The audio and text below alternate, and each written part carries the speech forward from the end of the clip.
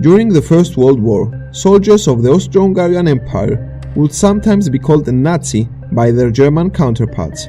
Yet, these soldiers had nothing to do with the racist ideology that would emerge a few years later and lead to an even more devastating war.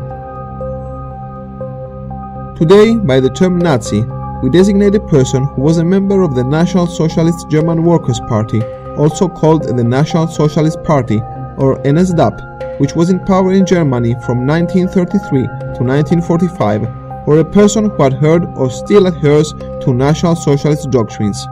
Nazi can also be used to designate something that is related to the National Socialist Party, for example, Nazi ideology.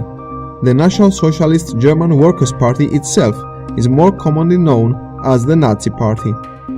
The abbreviation Nazi derives from the first two syllables of National, the first word in National Socialist German Workers' Party as it is pronounced in German.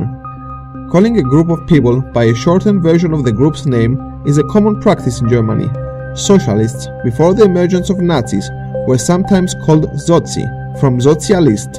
In the case of National, however, the term Nazi was adapted rather than created, as its origins lay beyond the symbol abbreviation and its trace can be found in Bavaria, the same region that would later give birth to National Socialism. Long before the appearance of the National Socialist Party, the word Nazi was already present in some Bavarian dialects as a diminutive of Ignaz, the German form of Ignatius, and was used in a mildly hostile way to designate a clumsy, foolish, or awkward person. Soldiers of the Austro-Hungarian Empire, the army of which was not held in high esteem by the Germans, were sometimes being mockingly called Nazi, as Ignaz was a popular name in Austria.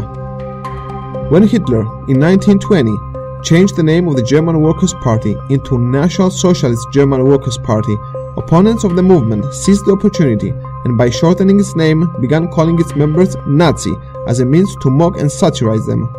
The Nazis responded by adopting the term in an effort to change its meaning, but were quickly proven unsuccessful. The term was abandoned and its usage in Germany faded away. Up to the end of the war, supporters of the party called themselves National Socialists. The term Nazi, however, did survive outside of Germany. German exiles fleeing Hitler's regime carried the mocking term with them and popularized it internationally. After the end of the war, the term made its way back to Germany. By that time, however, the word Nazi had already lost any sarcastic context. What it reflected was not the clumsy and foolish person of its Bavarian usage, but the cruel dictatorship of National Socialists and their ideology of racial supremacy.